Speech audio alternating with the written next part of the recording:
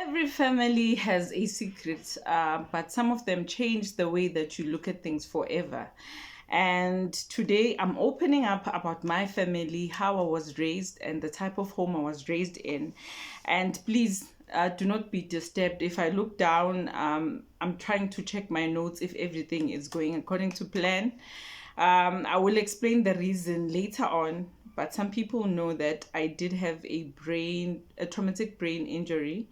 So I believe in writing things down so that I don't repeat myself and I don't babble too much. So yeah. So I want us to talk about my childhood, where it all began. So I would describe about the family secret. I was 8 years old when I discovered that my dad is not my biological dad. Excuse me. So, how was family like for me when growing up? Family was fine. I grew up with my little sister, and there was always a family relative that we were living with, either my stepbrother's child or a distant cousin. It was never mom, dad, and only my siblings. There was always someone. That's how we grew up. I grew up knowing that we share. If there's a loaf of bread, you take maybe 4 slices and you leave the rest for others. That's how I grew up. We were family. We were never just us. There was a time where it was just us, but there was always someone living with us. At some point, we lived with Ugogo, my paternal grandmother, my step paternal grandmother, and my other grandmother lived in Guatemala in Springs. So we grew up in a loving family. My dad was a religious man. It was a strict religious home where we were doing our devotions in the morning. There would be a devotion that we are reading. In the evening, there would be Bible studies. My dad would be teaching us about our beliefs in the Christianity, in Christianity. And yeah, that's basically how I grew up. So it was a loving home. Obviously, families are not perfect. And I didn't know I was a stepchild until I was 8 years old. And it was confusing even at the time. So we were close with my dad. He'd be the first person who'd ask me when I come back from school, how was school? There were no unspoken rules. They would tell us what they didn't like. They didn't like us to be roaming around at night. You were not allowed to play very far away from home. Those type of things, we would share. So my relationship with my dad felt safe. I felt loved, and there were moments of confusion for me, but we never had the conversation of, you are not my daughter, I'm your stepdaughter. None of that. So I think he accepted me. According to him, I was just his daughter, and that was that. And he treated me the same way that he treated my younger brother and my younger sister. So the environment that we lived in, it was strict, it was religious, and you were allowed to show your emotions, but yeah, most of the time people were coming in and out because my mother sold books. She was a missionary. My dad was also a missionary, though before he was a businessman. It was not until later that we knew. My dad was the type of dad who would take us to theme parks, Gold Reef City. I didn't experience that at school. It wasn't my first time going on a school trip that I discovered the Gold Reef City. So he spent a lot of time with his family. He took us to the zoo. He took us to the planetarium. So his love language was spending time with us. So it was only later that I really, really appreciated what he did more than, sometimes people appreciate that there was money and all of that. But for me, it was the time that my dad spent with us. So how did I find out about the truth? the secret that was safely kept, and I found out about it. I found out when I was having a disagreement with one of my nephews. He was older than me. I had others who we were the same age group, because remember, this was a blended family. Umama came with me with my older brother, who passed away in 1992, 93. He was 23 years old. So I was 8 years old, but when I came here, I was 2 years old. So I grew up here. This is the only family that I've known. I know the Mohapi family because now I'm older and I was later introduced to it and all of that. But this is the home that I grew up in. So we were having a disagreement, like, siblings, and it became physical. But nothing broke me like the words that I was told. "Akusiginela, this is not your home." I felt like a stranger, and I was told, "And that is not your dad." Hey, and I'm like, "Aibo, what is this now?" And I'm 8 years old, confused. I don't understand what's going on. I had to wait for a year so that I can ask my mom what is going on. But in the meantime, I did ask my maternal grandmother, and she told me vaguely, "Hey, your dad is so and so who lives." I was hearing this name for the first time. Didn't know this family. I was taken there. It was not formal, it was casual. It was the most confusing time of my life. I was 8 years old, you can imagine. I had a lot of questions, but no one was going to answer them.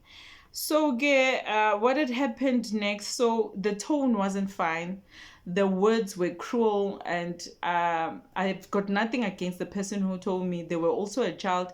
You could see that it's something they have been told. That law, aksowala, this is not her home. She doesn't belong here. So, yeah, so I've got nothing against that nephew of mine who told me. And yeah, it was confusing. So the first thought that went through my mind was, where is home if this is not my home? Where's my dad if that is not my dad? And my mom was not there to explain all of this.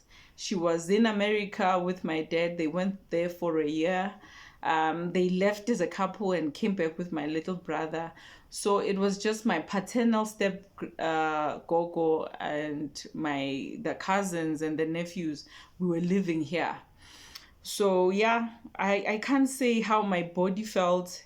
But yeah, it was not a nice thing for an 8-year-old to find out about that. So my relationship with a man, how did this change with my dad? Nothing changed. I didn't treat him differently, but I was asking myself questions, and it didn't shift how I saw him. I still saw him as a dad. I shared his love for books. I loved books because he had a library where he just had books. My mom was also a literature evangelist, someone who sells religious books. So the love for books for me came from both sides. So I grew up in a family like that. So it did affect my sense of belonging and my identity, especially in my teen years. I didn't feel like I belong. I was one of those kids who are lonely, alone. Looking back in hindsight, I had mental health issues, and a lot of them, not just minor issues, and no one knew that I was going through that. I didn't also know until I was around 13 years old that I saw myself later, 13, 14. But I didn't know what was the problem. I couldn't pinpoint it. So, yeah, it disconnected me to people because I would go to the Mohapis and I was not welcomed. Sometimes the Mboganes were not welcoming me.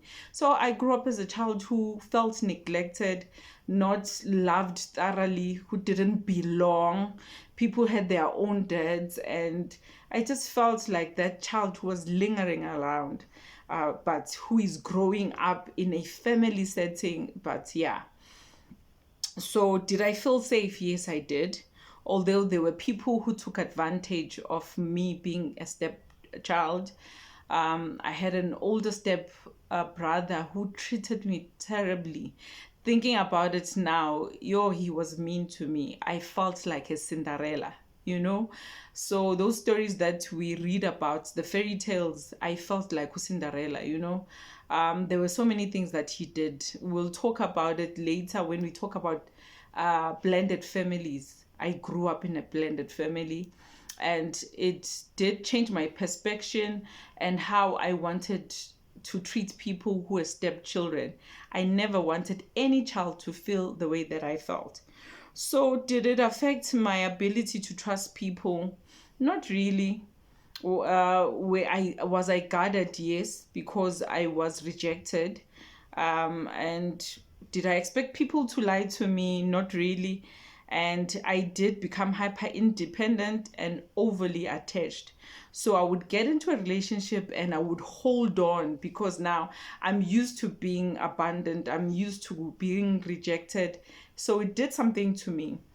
And I only saw it in my late 30s. Good, no, man, there's a problem here. So, how did it affect my view with God? Not really that much. Did I see God as a father figure? Yes, because of my dad. And did I wrestle with the idea of trust and love from God? No. My dad made sure that he instilled that in us. And yeah, when it comes to God, he made sure. Was I angry at God later on in my life? Yes. Not because I grew up in different families, but because of other things. But I didn't see that it's stemming from the way that I grew up. So when did I start healing? When I was self-aware, when I went to therapy and I realized that I've got a lot of anger and I didn't know where it was coming from until later on. So in my 30s, I grew a lot, hey? My teens were confusing, 20s were frustrating, 30s, I started to discover myself. And now, yeah, I'm self-aware and I know and understand when I'm heading to a different direction. So, what would I say to someone who's going through a similar family secret? I would say if you're a parent, you are married, you came with a child, have a plan. When do you want to tell the child? Before the family or neighbors beat you to it, because it might not land the way that you planned to tell the child. What would I want them to know? That they are loved, they are not different, they belong, and no one should tell them otherwise. That is what I would have loved to be shown or to be told. And start the process as early as you can. Please start the process as early as you can. Don't wait until it's too late and someone does it for you. And this is the closing reflection that I want to give you. I'm sorry if I'm rushing. My battery is low. I've been charging it, but it has a problem. God will bless me with another phone. But again, when your body never forgets where it was hurt. You can bump your knee in the morning. Later on, you hit the door with your head. The body remembers. You might not feel anything during the day, but later on, when it's time to go to bed, that's when you say, ouch, why do I feel pain? Then, oh, I hit my knee on something, or this or that happened. That is how emotionally we store pain in our bodies. It can manifest itself in marriage. It can manifest itself in a relationship, in friendships, at church, in different relationships, platonic and your romantic relationships. So that's where your body is begging you. Like I've been heard here. Take care of this. Put some ice. Drink some pain meds. That's how we are physically and emotionally. So you need to feel the pain. You need to realize and be self-aware. This is where the pain this pain is coming from. It's because this happened to me.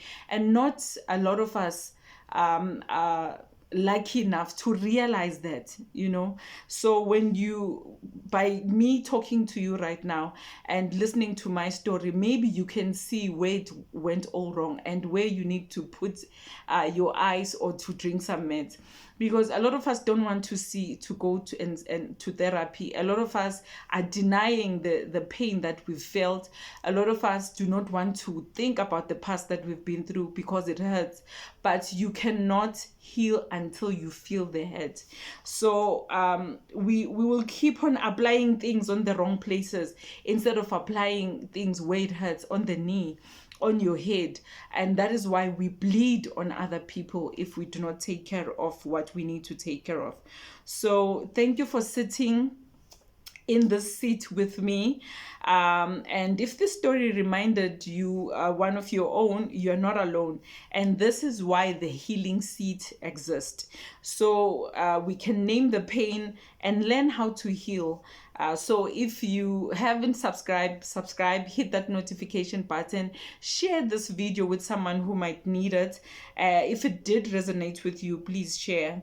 And in the next video, I'll be talking about something even harder, how I was molested in church, and how stepchildren can be groomed inside their own homes.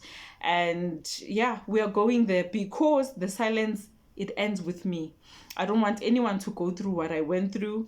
And I hope you come back to listen to me, talking about me and seeing where it helps you and how it can help the next person. And with that being said, love you lots. Thank you for being here. Thank you for subscribing. And yeah, until the next one, God bless. Ciao.